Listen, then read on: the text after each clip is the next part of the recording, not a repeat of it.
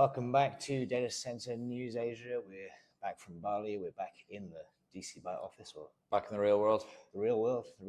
Turns out there's a lot of stuff that didn't get done last week, so I've got a bit of a busy bee getting back, and I'm going to rely on you for the news this week, James. Yeah, Rhys also didn't take very seriously when I said we need to do this at 4 so I can pick up my kids. So yeah, we're going to rush through these. This is 2 weeks of stories. There's like 14 kind of newsworthy items, or particularly newsworthy items. So I'm going to run through them very quick. Right. Starting Thailand, Digital Edge. This was 2 weeks ago, so a bit of a delay here. But Digital Edge announced a 100 megawatt greenfield development in the EEC, Eastern Economic Corridor, with B.Grimm. Yeah, so saw this story. Pretty exciting news for Digital Edge. Thailand is hot on everyone's market. This is another Chonburi site. It's kind of towards the east, I think. I just wrote EEC. I didn't write down the specific site. Yeah, think of it that way direction. Okay. Awesome. Open to correction on that. It's in the EEC, which is that's right. Also on Thailand, Haoyang Data have also announced a development there. So these are a Chinese operator. I think they've got 5 developments, kind of campus-style facilities up in China. They've announced 300 megawatts in Rayong, which is, I did actually write down the specific area here. This is slightly further down, so this is where the AWS self-builds are. 300. They do announce some very big numbers, these formerly unknown Chinese developers. Yeah, well, let's wait and see on that. Like, I'm sure they'll be aiming to work with one of about 3 different clients, or 2 in particular, I would say. So yeah, let's see how this one goes. Big RFP numbers around as well. Big RFP rounds. Number 3, we are now going to DayOne. So there's a couple of stories here which I didn't write down in order, but first one, they've secured $3.5 billion for Malaysian data center development. Yeah, so this was raised from a series of different debt partners and some equity, I believe, as well. I think it was mostly debt facilities. Yeah, the key things I wrote down here was green loan principles. So I think most of these kind of debt provisos will have that built in. But what actually really caught my eye was onshore Islamic financing. I know we've seen it in a few instances, but I don't think we've seen it at this scale. So that was something that which caught my eye as well. Still on the same kind of story. Also announced a 500 megawatt solar deal with TNB. So this is, I think this may be the first one with the CRESS. No, there was under the CRESS framework for Johor. Yeah. I'm going to forget who now. There's one air trunk, and there are 2 that we've reported so far for CRESS. Okay, yes. Well, certainly one was the first. So CRESS only obviously came out at the tail end of last year. Anyway, this 500 megawatt solar deal. It's over 21. It's over 21 years. I think I have another DayOne story. These guys have been busy. Yeah, another story. So on top of this funding, they're also now looking for an additional $1 billion as well. So this isn't tied specific to Malaysia. I think this is more broad, if I'm not mistaken. I only wrote additional $1 billion. This explains why Sam was doing the panel on capital raisings. He was giving some deputy CFO for DayOne was giving some interesting takes on how to really boost the available capital flows for some of these bigger projects. So there we go. He's talking from learned experience. Yeah, well, they've got nearly 500 megawatts of live capacity, and they've got a pipeline or a development pipeline of more than that again. So yeah, I don't think this will be the last time we hear them looking for additional financing. Where do we decide to go to next? Jakarta, I believe. Interesting new developer popped up here, or new development partners. So Aslan Energy have formed an agreement with JIEP to build what they describe as a 40 megawatt renewable data center in Jakarta called the Aslan Jakarta Data Center. This is interesting, claims to have 120 megawatts of battery storage associated with the project. I'm looking for a go-live date of Q4 2027. That's one I wish I read about, because I wonder where you get 40 megawatts of renewable power in Jakarta to. It's always been a difficult problem to solve with PLN. Yeah. Into that one. Yeah, take a look. Like I said, don't have time to go into any detail today. DAMAC as well, they also, this was just last week, I think, actually at the event. The DAMAC folks told me at the event there was a big announcement coming. This is it. They've announced that they're going to be building a 40 megawatt facility investing 2.3 billion US dollars with a go live date, well, for the first phase of December 26. This complements the first kind of more downtown facility, which is around, I think it's just under 20 megawatts. So they'll have a kind of a downtown central location, complemented by a facility out in the east, which is where a lot of the obviously hyperscalers are, with a go live date of December 26. So they publicly announced now Bangkok and Jakarta for the nation. Jakarta, Bangkok, and I think it's no secret they've got their eyes on a couple of other sites around, not only Southeast Asia, but I think slightly further afield as well. So good luck to them on that. BDX as well, they announced a PPA for 30 MVA, so 20 megawatts of ITO, I suppose that would support. Primarily going to be going towards their CGK3 and CGK4 facilities, which again are their bigger facilities. And one note I made, you made a point about PLN. They've apparently 2.15 gigawatts of operational renewable.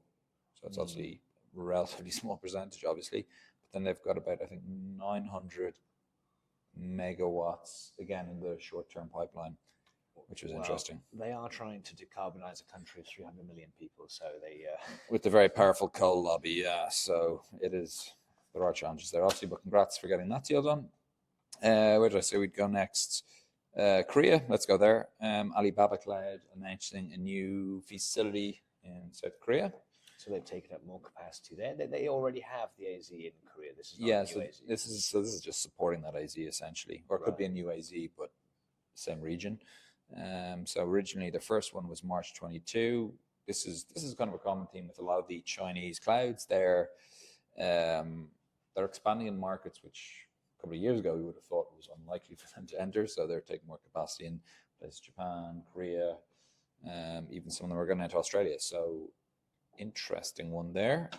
Also on Korea, SK Group and AWS plan to build a facility in Ulsan, so outside of the kind of traditional areas, in Mipo National Industrial Complex, scaling up to eventually 60,000 GPUs. Is that near Busan, or do I just think so because of the sound? Let's just get the map up. Somewhere in South Korea. First phase, 41 megawatts, November 27.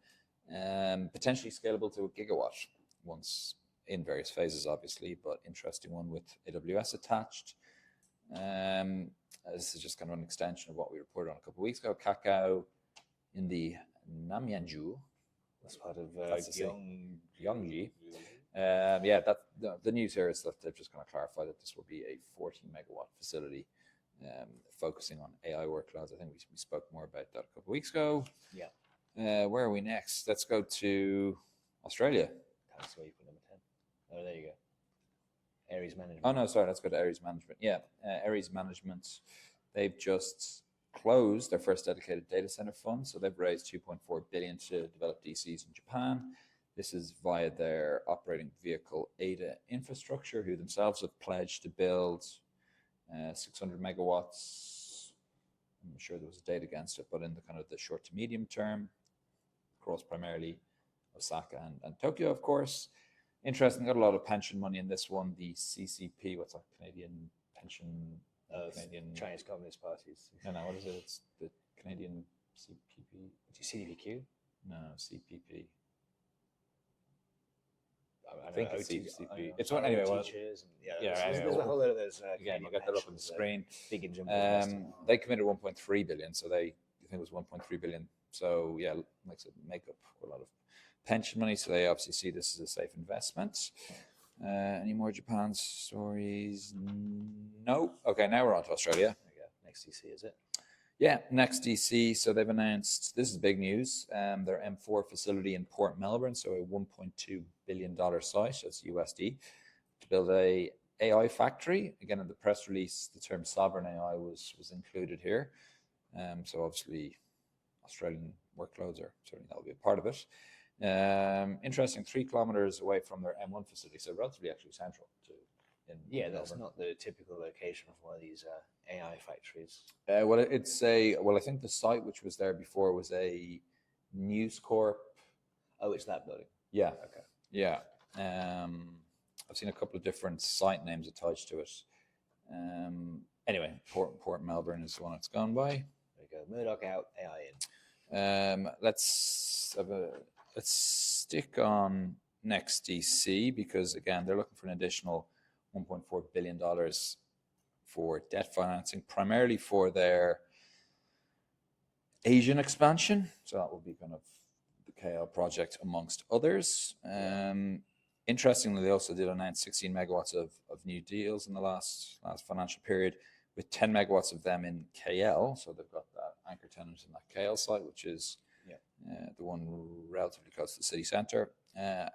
As per the report, an unnamed hyperscaler. Unnamed, but ask me and I can tell you. And then somewhat related, probably more related to the previous story of theirs, but Amazon have come out and said they're going to spend, or will be in the process of spending, $13 billion in Australian data center infrastructure, focus Sydney and Melbourne.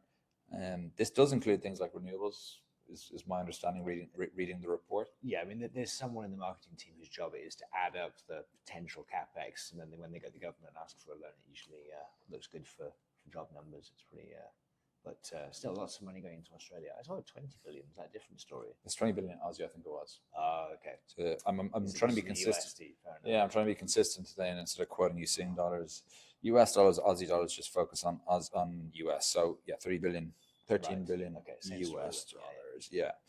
Okay, I think we did a pretty good job of going through that. Yeah, I mean, this is like in absolutely no detail whatsoever. But this is like doing an escape room, watching you go through your notes. There's absolutely no logical order to it. It's making it as challenging as possible. I normally use a laptop. It's very straightforward. Well, anyway, it's done. All right, there you go. Happy Friday from Monday. Yeah, and I think we've got time to tell people about the videos we have coming out in the next few days. Oh, yeah, sorry. So we've got a few interviews that we did in Bali. Should be some good ones to watch. So we got Zach Ennis on from Stone Peak. We've got Ben Boudreau on from AGP. We've got the ladies from Women in Data Centers on, Heather and Jodie Day. We also have some golf highlights, exclusive footage from the golf, a couple of really great shots in there, and some comments from the winners. So, everything you need to know if you didn't get to go to Bali yourself. Yeah, FOMO. Right, thanks everyone. Cheers. Bye.